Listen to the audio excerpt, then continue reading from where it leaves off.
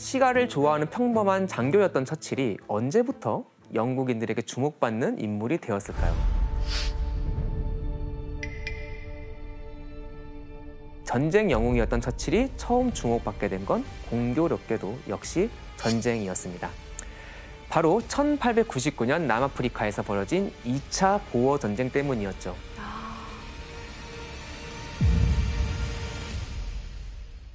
보어 전쟁은 영국이 금강과 다이아몬드 광산을 뺏기 위해서 남아프리카에 사는 네덜란드계 백인인 보어인들이 건설한 나라들을 침략하면서 벌어진 전쟁입니다. 사실 영국이 당시 세계 최강이었잖아요. 그래서 네. 쉽게 이길 거라고 거의 모든 전문가들이 예상을 했는데 이런 애초의 예상과 달리 상당히 전쟁에서 고전을 합니다. 그런데 이 현장에 또 처칠이 가 있었습니다. 처칠이 왜 이 보어 전쟁에 가 있었을까요? 전쟁 보는 걸 좋아해서. 아닐까요? 사실 처칠이 글쓰기를 되게 좋아했고 또 잘했습니다. 아시죠? 네. 처칠은 워낙 문장력이 좋았는데 그래서 그 적성을 살려서 장교 생활을 하면서도 모닝포스트라는 신문에 기사를 계속 기고하고 있었습니다.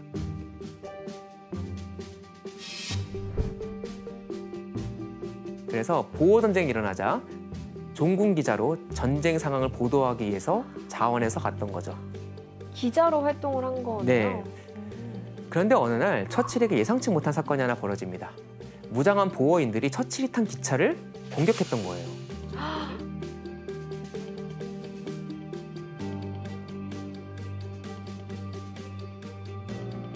그리고 이 과정에서 처칠이 보어인들에게 포로로 잡히게 됩니다. 하지만 처칠이 감시가 소홀한 틈을 타서 수용소를 탈출하게 됩니다. 이야. 그래서 도망치다가 화물열차가 지나가니 거기에 몰래 잔입하는 데 성공을 했었죠. 아니 대체 그러면은 탈출하는 동안 보고는 뭐 어떻게 가만히 있었던 거야? 어떻게 탈출한 거야? 당연히 가만히 있지 않았죠. 처칠이 탈출한 사실을 알게 되자 보호군은 처칠에 대해서 체포 지시 영장을 발부했습니다. 당시 기록을 한번 같이 볼까요? 현상금인가? 그쵸. 25파운드가 현상금이죠. 처칠이 살았든 죽었든 데려오게 하면 은하 25파운드를 주겠다는 그런 내용이었습니다. 많이 화가 났나 보네. 네. 근데 이래서 유명해져요. 이 이야기가 영국에도 알려지게 되고 처칠이 도망갔대더라, 잡혀서 죽었대더라 온갖 추측성 기사들이 쏟아지고 있었습니다. 이때 처칠은 어디에서 뭐 하고 있었을까요? 이때 처칠은 자기에 대한 수배령이 떨어진지 몰랐고요. 일단 화물열차를 타고 가다가 어딘지도 모르는 황무지에 내려서 사방을 헤매고 있었습니다. 그러다가 저기 멀리서 외딴 농가를 하나 발견을 해요. 운명에 맡기는 그런 심정으로 농가의 문을 이렇게 딱딱 두들깁니다. 자, 그런데 운명에 맡기는 그런 심정으로 농가의 문을 이렇게 딱딱 두들깁니다. 자, 그런데 놀랍게도 그곳에 살던 사람이 그 지역의 유일한 영국계 남아프리카인이었어요. 그러니까 그런 우연이. 네, 정말 될 사람은 되죠. 그래서 이런 우연 덕분에 처칠은 목숨을 구할 수 있었을 뿐 아니라 적지를 빠져나가는 데 성공하게 됩니다. 이야.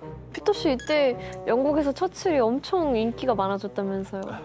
처칠도 그 남아공 더번에 도착했을 때 그 항구 쪽에 사람들이 너무 많이 나오고 너무 열렬하게 환영을 해가지고 진짜 묻힐 뻔했다고 자기 말로. 와. 너무 신나게 해주니까. 네, 그렇죠. 덕분에 처칠은 보어 전쟁이 나온 최고의 영웅으로 등극할 수가 있었죠.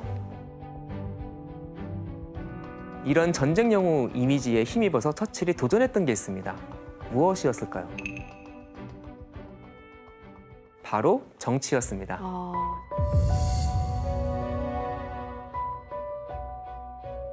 사실 처칠도 오랫동안 국회의원을 했던 아버지 영향으로 정치에 관심이 많았고 자신에게 찾아온 이 기회를 이용하기로 했죠. 그래서 1900년 총선에 출마한 처칠은 26살의 나이로 하원 의원이 돼서 정계에 입문하게 됩니다. 26살. 이야, 되게 빨리 들어갔다. 처칠은 정계에서 승승장구했고요. 1908년에는 통상장관에 임명이 되죠. 이게 하원 의원 된 지 불과 8년 만이자 그의 나이 32살 때였습니다. 32살의 장관. 왜 그래요? 부러워서요? 통상장관이 된 이후 처칠은 경제장관, 내무장관을 거치면서 그야말로 탄탄대로를 걷게 됩니다. 37살에는 해군 장관에 임명되면서 당시 세계 최강이었던 영국 해군을 이끄는 수장이 됩니다. 와. 아니 근데 그 당시에는 원래 좀 정치인들이 젊었어요? 당시 기준으로도 상당히 이른 나이에 그렇게 정말 승승장구했다고 볼 수 있죠. 대단하다. 자, 그렇다면 처칠의 인생은 계속 이대로 탄탄대로였을까요? 그렇게 얘기하시는 거 보니까 뭐가 또 오네요. 위기가 또 있어야죠. 네, 그렇죠. 바로 이때 처칠에게 예기치 못한 인생 최대의 위기가 찾아오게 됩니다. 사실 처칠 개인사뿐 아니라 영국 역사에서도 흑역사로 남은 아주 유명한 사건입니다.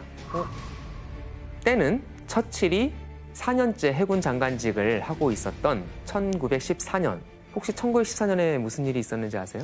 전 어제 뭐 했는지도 모르겠어요. 당시 상황을 지도로 한번 보겠습니다.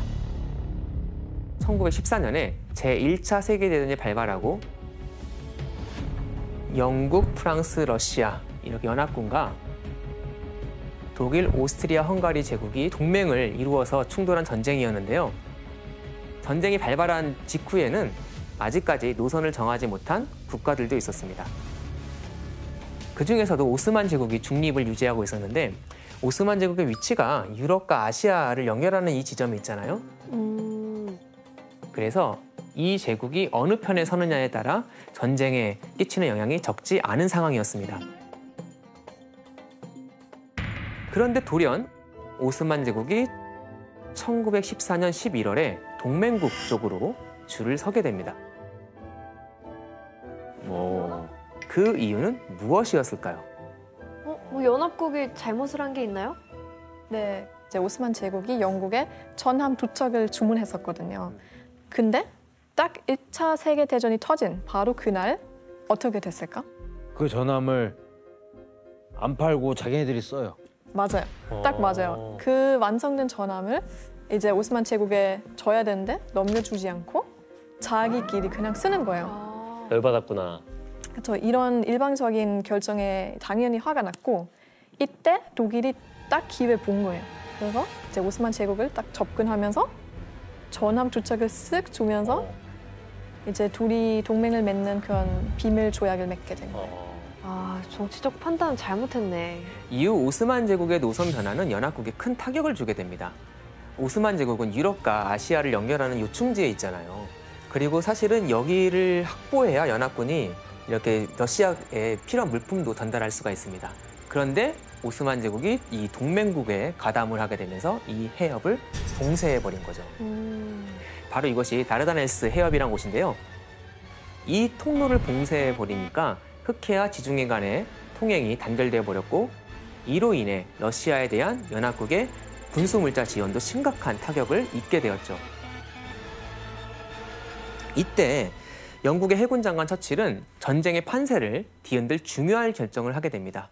어떤 결정이었을까요? 그럼 그러면 맞서 싸워야죠. 아, 그렇죠. 처칠의 결정은 다르다넬스 해협을 봉쇄한 오스만 제국을 직접적으로 공격하는 것이었습니다. 처칠은 처음에 영국의 해군력만으로도 이 작전이 성공할 거라고 판단했습니다.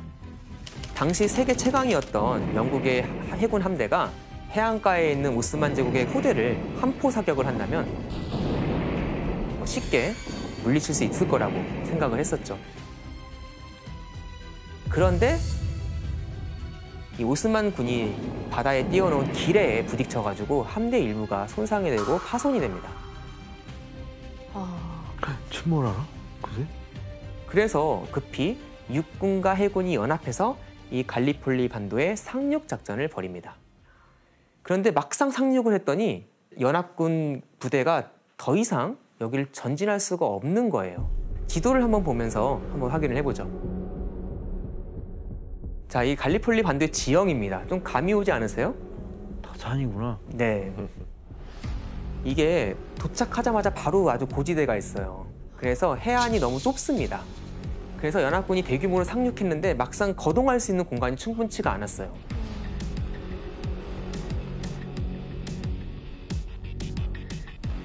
그리고 고지대에 있는 오스만 군의 포대가 기관총으로 난사를 하는데 그걸 피할 만한 공간도 없었습니다. 그래서 상륙한 연합군은 그 자리에서 오스만 군의 대포와 기관총 세례를 그대로 받아야만 했었죠. 사실 이런 문제를 극복하려면요, 해군의 함포 사격이 필요합니다. 즉 정교하게 시간을 맞춰서 해군이 뒤에서 함포를 쏴서 이걸 지원해주면 되는데, 당시만 해도 육해군 합동 상륙 작전이라는 정교한 작전 개념이 발달하기 전이라 적절한 도움을 제때 받지 못했습니다. 결과적으로 8개월의 갈리폴리 전투 끝에 연합군은 5만 7천 명 정도가 사망을 했고, 여기에 부상자까지 합치면 무려 20만 명의 사상자를 내고 철수를 하게 됩니다. 그러면 이 작전을 그때 처칠이 작전을 세운 거예요? 그렇죠. 이미지 엄청 안 좋아졌을 것 같아요. 그러니까. 이거는 뭐 거의 사표감 아니에요? 네. 여러분이 딱딱 예상을 하고 계신데요. 사실 이 작전 실패가 오롯이 처칠 때문인가는 좀 의견이 갈립니다. 하지만 처칠이 이 작전을 처음 구상하고 또 성급하게 밀어붙였다는 점에서 당시 아주 크게 비판을 받았습니다. 정치 인생 최대 위기네요. 네, 맞습니다. 그렇다면 이 갈리폴리 전투의 작전 이후 처칠의 운명은 어떻게 되었을까요? 처칠은 자신의 잘못된 판단에 대한 책임을 지고 결국 해군 장관직을 사임해야 했습니다. 물러났구나.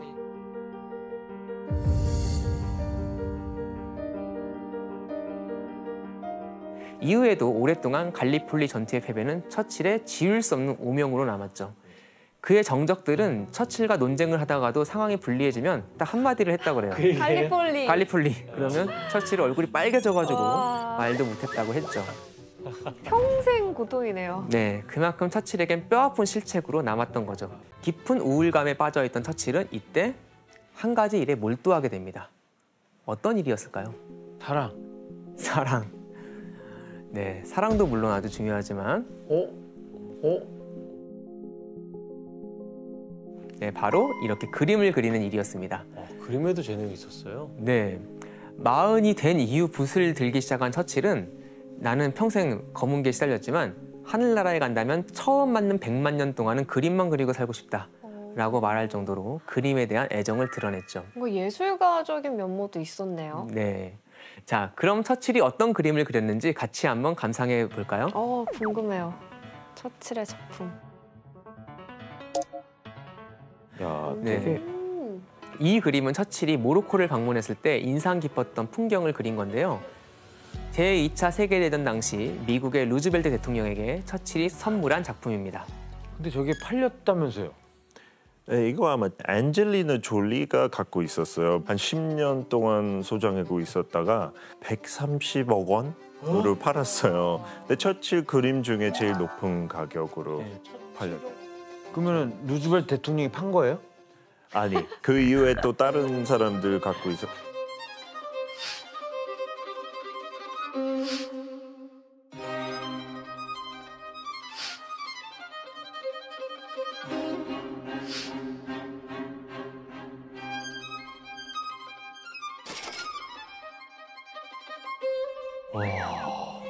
대박이다. 이렇게 처칠이 우울증에 시달리면서 그림에 몰두하는 한편 1929년부터 39년 이 10년간의 기간은 처칠 스스로가 광야의 시기였다. 윌더네스 이어스 이렇게 말할 수 정도로 그야말로 처칠 인생 그래프에서 바닥을 찍었던 그런 시기였습니다. 하지만 처칠에게 아예 기회가 사라진 건 아니었습니다. 처칠을 역사의 전면에 다시 등장시킨 건 역설적이게도 2차 세계대전 내내 처칠과 격돌한 아돌프 히틀러였습니다.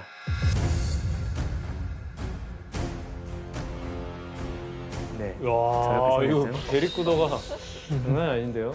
눈빛이 둘 다 엄청 강렬하네요. 네, 히틀러는 제1차 세계대전의 패배로 막대한 전쟁 배상금과 함께 또 영토의 일부를 상실해 자존심에 큰 상처를 입은 독일 국민에게 게르만족의 우수성을 강조하면서 그리고 전쟁을 다시 한번 승리할 수 있다고 선동을 했죠. Hat das Volk sich in immer größerer Zahl kompromisslos die einzige Macht und alleinige Macht in Deutschland. Es lebe Deutschland! 그리고 히틀러는 나치 독일의 확장을 꿈꾸며 무서운 기세로 유럽 곳곳을 진격합니다.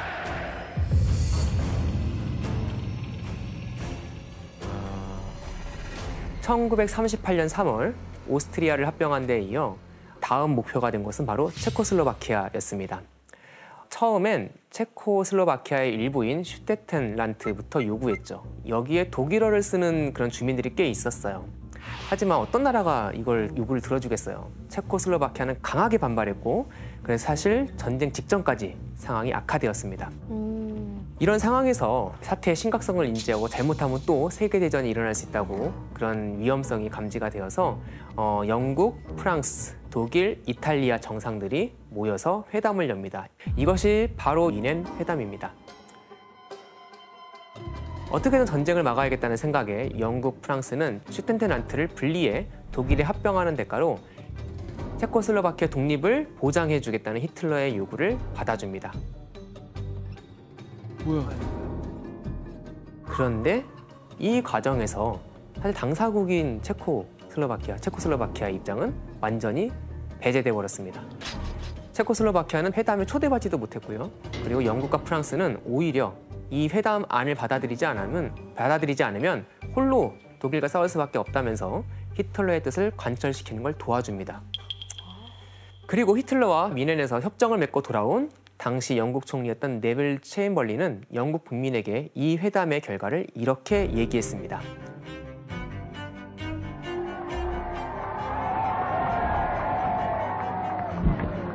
This morning, I had another talk with the German Chancellor, Herr Hitler. And here is the paper which bears his name upon it as well as mine. We regard the agreement signed last night and the Anglo-German naval agreement as symbolic of the desire of our two peoples never to go to war with one another again.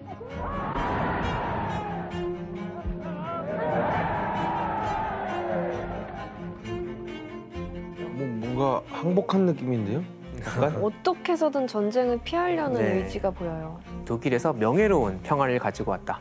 우리 시대의 평화가 찾아왔다라고 하면서 굉장히 만족스러운 그런 모습을 보였습니다. 그때 당시 영국 사람들 심리를 생각하면서 1차 세계대전의 그 큰 충격하고 아픔, 절대 전쟁 안 하고 싶은 의견은 대다수였어요. 그래서 어떤 방법이든 전쟁 피할 수 있으면 그만큼 뭐 희생할 가치 있다. 약간 이런 마음 가지고 있었던 것 같아요. 자, 그런데 이 위넨 회담의 결과를 불안하게 지켜보던 한 사람이 있었습니다. 누구였을까요? 처칠경이죠. 네, 바로 처칠이었습니다. 당시 여론가는 정반대 평가를 내렸습니다. 히틀러를 믿을 수 없다면서 날선 비판의 목소리를 내었죠.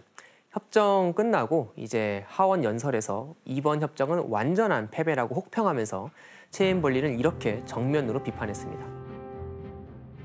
당신에게는 불명예와 전쟁 이 두 가지 선택지가 주어졌다. 당신은 불명예를 선택했고 곧 전쟁을 하게 될 것이다. 사실 처칠이 히틀러란 인물에 대해 의구심을 품고 그를 주시하기 시작한 건 꽤 오래전이었습니다.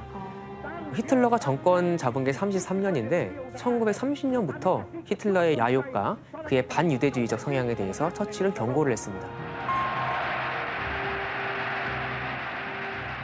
처칠 말이 맞았어요. 네. 그리고 전쟁을 대비한 군비 증강을 주장했는데 처칠의 이런 주장에 주변 정치인들의 반응이 어땠을 것 같으세요? 싸늘했죠. 네, 맞습니다. 평화에 대한 요구가 정말 팽배했어요. 그래서 전쟁강 처칠이 괜히 불안감을 조장한다면서 그를 비판했습니다. 하지만 처칠의 예견대로 미넨 협정 체결부터 1년이 채 지나지 않아 히틀러는 체코슬로바키아의 나머지 국토를 집어삼켰고 1939년 9월 1일에 폴란드를 전면 침공하면서 결국 유럽에서 2차 세계대전이 시작이 되었습니다. 뮌헨이 좀 바로 깨진 거네요. 네, 그렇죠.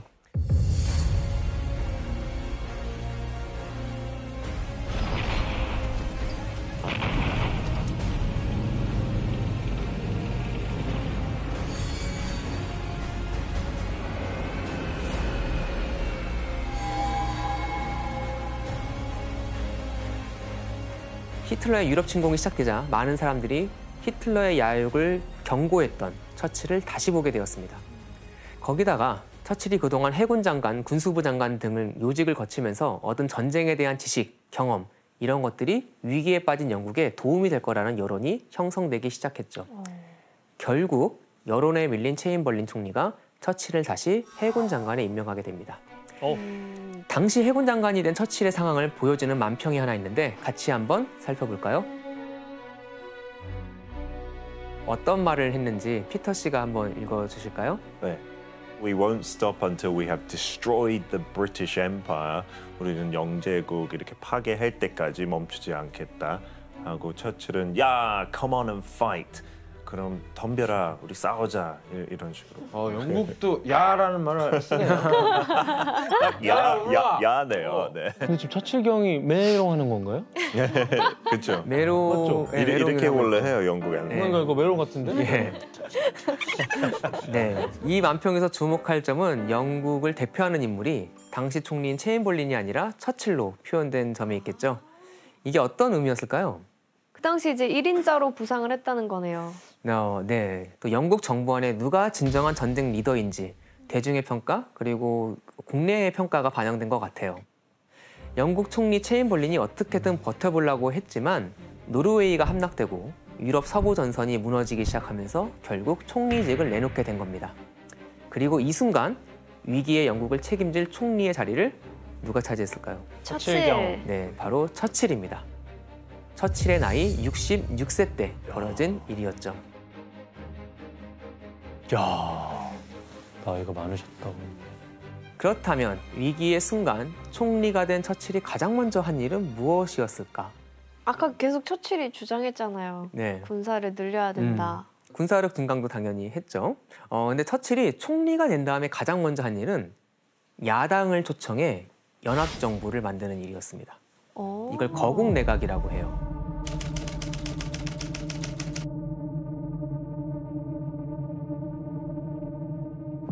그러니까 이 전례 없는 위기 상황이잖아요. 이런 상황 때는 자기 편뿐 아니라 반대 세력까지 포섭해 영국 국민을 하나로 만들지 않으면 안 된다고 생각했습니다. 또 한 가지 처칠이 한 일은 전쟁 업무가 분산되어서 상당히 비효율적이었다는 그런 것을 기억하고 전쟁을 총괄하는 워 미니스트리, 전쟁부를 만들었습니다. 그리고 처칠 스스로 총리이자 전쟁부 장관을 겸임하면서 내가 바로 전쟁을 책임진다라는 메시지를 주려고 했죠. 자, 그럼 처칠이 총리가 되었을 당시 영국이 어떤 상황이었는지 지도로 한번 확인해 볼까요? 예.